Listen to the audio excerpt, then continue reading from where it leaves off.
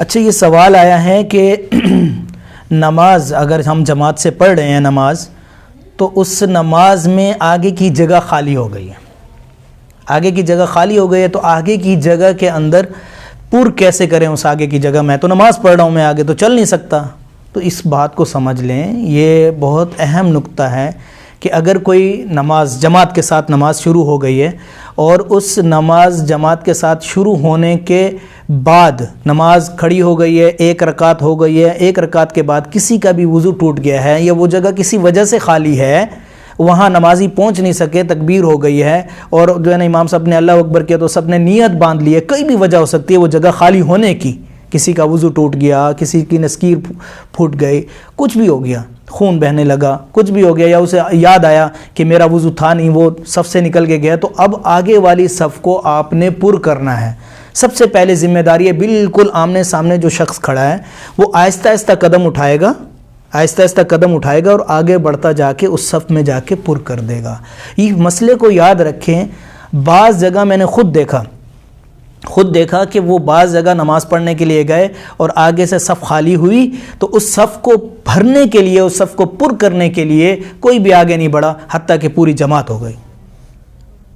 معلوم ہی نہیں تھا کہ آگے کی صف کو پر کیسے کرنا ہے۔ بعد میں میں نے وہیں کھڑے ہو کے کہا کہ اس صف کو پر کرنے کا یہ طریقہ ہے محترم، آپ سب اس مسئلے کو جان لیں۔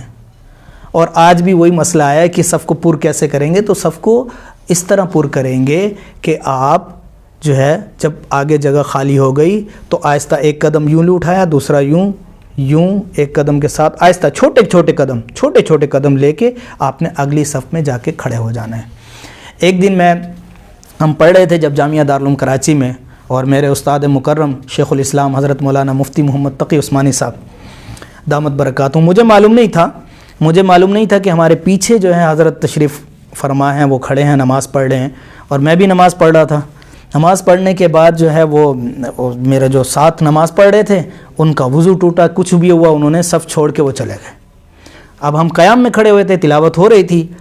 تو اتنے میں ایک اور ہمارے تو دارالعلوم میں الحمدللہ یہ مسئلہ عام ہے، صف میں اگر کوئی چلا جاتا ہے تو دوسرا اس صف کو پر کرتا ہے۔ تو آگے دیکھا تو ایک شخص آگے بڑھا اور بڑھ کے وہ وہاں کھڑا ہو گیا، تو پاؤں پہ نظر پڑتی ہے، جب انسان نیچے دیکھ رہا ہوتا ہے تو پاؤں پہ نظر پڑی، تو میں نے کہا بھائی کوئی جوان لڑکا ہمارے ساتھ آ کے صف میں کھڑا ہو گیا، ٹھیک ہے نا۔ جب وہ رکوع اور سجدے میں گیا تو اللہ اکبر، حضرت شیخ الاسلام حضرت مولانا مفتی محمد تقی عثمانی صاحب میرے دائیں طرف جو ہے نا وہ نماز پڑھ رہے تھے، یعنی کہ دائیں طرف وہ صف، دیکھیں مسئلہ معلوم تھا اور وہ تو ہمارے اساتذہ ہیں، تو فوراً جگہ بھی پر ہو گئی اور نماز بھی ہو گئی۔ تو یہ واقعہ سنانے کا مطلب یہ تھا کہ یہ مسئلہ یہ نہیں ہے کہ ہم نے صرف کتابوں میں پڑھا، ہم نے اپنے اکابر کو اس پر عمل کرتے ہوئے بھی دیکھا۔ تو یہ مسئلہ یوں سمجھ